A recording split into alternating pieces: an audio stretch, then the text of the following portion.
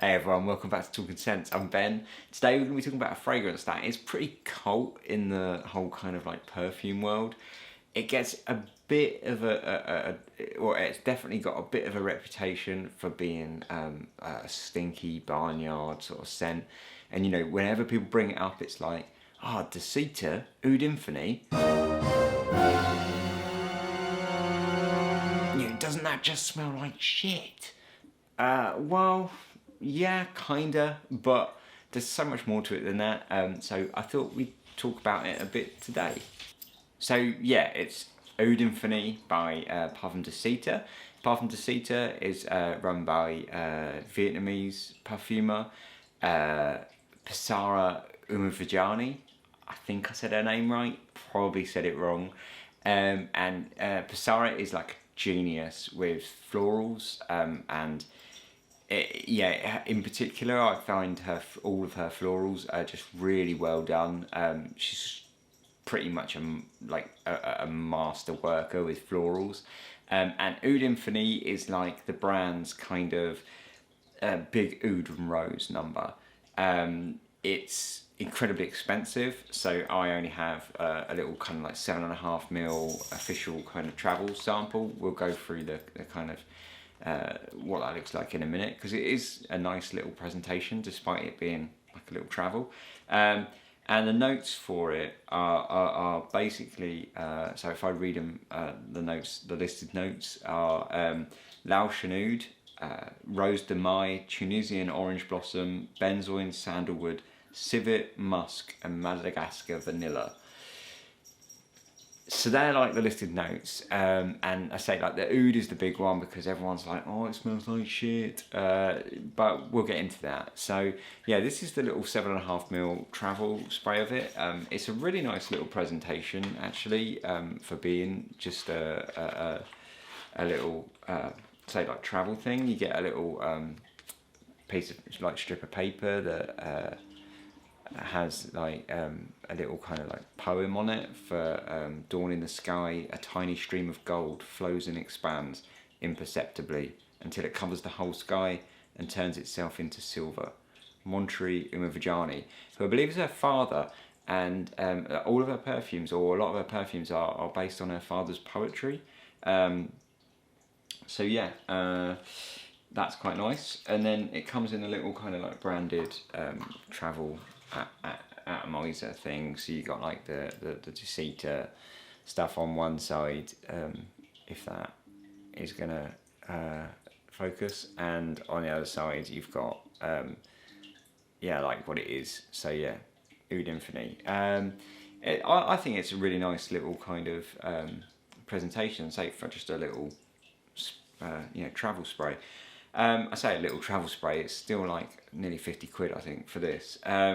So yeah, let's spray it and let's just get into it, because let's just see what it smells like. So one of the things to mention is it is going to stain your clothes. Don't want to be spraying this on a white shirt. It's definitely dark, like deep brown, and it will kind of stain. Anyway, moving past that little point, what does it smell like? It's just unbelievable. Truly one of the most incredible perfumes that I've ever smelled, and that's, I would say, saying something without tooting my own horn. Well, there's nothing really to toot really, I've just smelled a lot of perfume. There's nothing really to brag about, but this is just so up there with, it's just incredible. So when you spray it, you get hit with, like, first of all, like an obvious big, like the Rose de Mai, and it's just beautifully done rose. It's thick. I wouldn't say jammy, but I would say there's something like, it's definitely like sweet about it, and sugary and rich. Has almost like that Turkish rose, like, you know, Turkish delight kind of vibe to it. But it's just beautiful and thick. And then below that, you've got like the obvious Barnyard Fecal oud in it, and it's certainly there. and you can't ignore it. It smells like you've been muck spreading. You know, it smells like going past a field after they've muck spread it. Is that bad? Absolutely not. The thing is, it blends into the perfume so well that despite all of those fecal nuances, it doesn't smell like shit. That to me is like debasing it so much, and it reduces what is actually going on to like this smell. Oh yeah, it smells like shit. Just reduces it down to like a base note, which is just not. It's so much more complex than shit. It's like, you know, you have this gorgeous rose that is without a doubt hands down one of the best roses I've ever smelt in a perfume, and I say like and that, you know, I know a lot of people love things like Zerdorf Richwood for like the rose in that, and no, like this just blows that out of the water. There's a boozy quality to it. It's sweet, it's thick, it's rich, it's boozy slightly, and it's glorious. I mean, to say like jammy quality, I don't feel like it's jammy, and I say that because it's just far too high class to be jam, if you know what I mean. Like it has a jammy quality, but if this was jam, this would be like some artisanal, crazy like rose jam at some mad like farmer's market for billionaires. It's gorgeous. It's jammy, but it's more than that. It's thick and sweet and just gorgeous. And say beneath that, then you get that kind of the dark wood, and that dark wood does have a kind of barnyard quality to it. It does smell a bit like shit, but it fades quite fast. Like it's always kind of there. It has that musty kind of civet edge to it that gives it a kind of like, which is kind of mixing with that oud as well, and it gives it a kind of a blue cheese vibe. So to say when you say like shit, it really debases it. It's much more of a like a blue cheese vibe, and that, you know, is all sorts of interesting qualities there. You know, there's like the indolic side of it. There's that kind of musty edge to it. There's a darkness that runs through a kind of rubberiness that's also like just a gorgeous floral edge in there in the middle, that almost smells like an orange blossom. What did I say the notes were again? So yes, you're choosing orange blossom, and then benzoin and sandalwood. I genuinely forgot the notes there. The sandalwood comes out way later.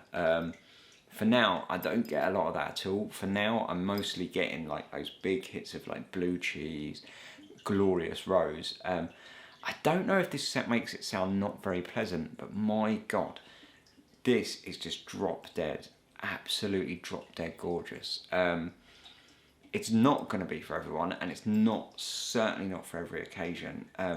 So I got this little 7.5ml travel atomizer, and I feel like that will last me a lifetime, because it's, to me, far too opulent to be wearing all the time. Like, yeah, sure, you can wear it anytime, who cares, right? But it feels like a perfume that's meant to be worn for like special occasions. Like, this is suit material. Like, if you're wearing this with a suit, my Christ, you'll be like, what a Casanova. To wear it in anything else, it's like it's like an affront to the perfume. It genuinely is. You know, and I'm a big advocate for just wearing things whatever, you know. But this feels very opulent. It's incredibly opulent with that thick, beautiful rose. And also, I think with that kind of fecal edge, it gives it like a very like confident, high class edge to it, like a very like high fashion kind of edge to it, like super chic. And so I sort of feel like you do need to dress it up somewhat to sort of do it justice. And in a way, I feel like this is much more, it's deserving of its cult status, unbelievably so. And I'm glad that it has got like a cult status, but it's so much more than that. It's really one of the best perfumes that I've ever smelled in my life, in terms of like opulence and class and just sheer artistry. The fact that it's so expensive, and yet I'm now going to say that I think it's value for money, is insane, because I know that perfumes are not worth a penny. Like, I know how much perfumes cost to make, and I know it's absolutely nowhere near, like, as in like 5, 10, 15 pounds a bottle that are then being sold for like 100, 200 pounds. This, on the other hand, is not, you know, it's not, the materials are not going to cost what this bottle costs, but just the end product is worth like easily the £400 or £350 bottle price for 50ml, whatever it is. It's just incredible. I can't praise it high enough. Like I say though, it is opulent and it does start getting a bit too much. That's, for me, the only downside is it's so opulent that after a time you do start feeling like, okay, like I could do with like a bit of a break, you know, I could do with something a bit easier almost. But it's just so good. About now, I've had it on like what, 5-10 minutes, and a lot of that oody side of it's going, and it's getting a lot more of that kind of civet, blue cheese civet sort of coming out, but at the same time it's getting real musky, and a lot of that kind of like nasty fecal edge is going away, and instead it's being replaced by like a dusty, musky kind of slightly cheesy edge, and it's just fantastic with that rose. It's really truly excellent. I know that I'm not making this sound very attractive, you know, saying, oh, it smells a bit like shit, it smells a bit like blue cheese, but I think it's one of those things where until you smell it, you're kind of not going to quite, you're going to turn your nose up at every way I can describe this fragrance, because even if I remove those kind of quite derogatory sounding sort of descriptors and say like it's sort of a rubbery, musky, burning like heat to it, that smells sort of deep and rich and jammy and sweet. There's a touch of like deep florals in there with like that kind of very heady floral sort of scent to it, that very like deep white floral scent to it in there. There's the sweetness of a very rich rose. Even that doesn't sound very nice, you know. You think, oh, it sounds a bit over the top. In a way it is. Everything about this perfume is in many respects like over the top. But unabashedly so, you know. It's like that's the whole point, is it is over the top. And it's glorious. Like, it really is. Are people gonna... So here's the thing, like with this sort of perfume and say like going back to like why it's got the cult following of it being like fecal and all the rest. Yeah, it smells a bit like shit, right? Is anyone gonna smell you walking down the street and think, oh, that guy smells like he's crapped his pants, or oh, that, you know, that smells like shit? Absolutely not. It doesn't smell like shit in that sense. It's got like that blue cheese element to it, but it's so buried in like just a cornucopia of other rich, deep, thick scents that it becomes this like collage of rich colours, and like the fecal element is just one of those dashes of colour amongst many, you know, so it still smells like perfume, it still smells wonderful. It's just excellent, and it's pretty, if I was to complain about this perfume in any way, I'd say it's pretty linear. You know, essentially all of that just kind of goes forever, but gets slightly less and dies down over time. It drops that fecal element quite quickly, and it becomes much more mustier, and you start getting a bit more of that civet kind of come out. The sort of muskiness and the sexiness of the civet. It's a very sexy perfume as well, and that's another point. It's definitely like an evening perfume for me, and it's definitely very sexy. It's just magnificent. I could bang on about it all day, so I won't. I will stop and say, who's it for? Absolutely everyone. Everyone should try it. Everyone, if you can try it, try it. I say Pissarra is a master of like florals. If you've smelt any other Dusitas, I think she does just excellent work with like all florals. And the rose in this is just quite incredible. If I'm not a massive rose fan, this is a very dark rose, which helps. But for me, this is a spectacular like example of rose. So if you're a rose fan, I think you've absolutely, you owe it to yourself to give it a try.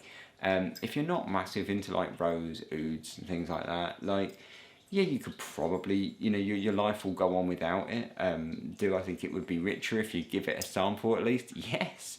It's just a fantastic scent, and it's really worth trying by everyone, I think. So that's pretty much my thoughts on Oud Infini. Basically, holy shit, this is amazing. Yeah, so thanks for watching.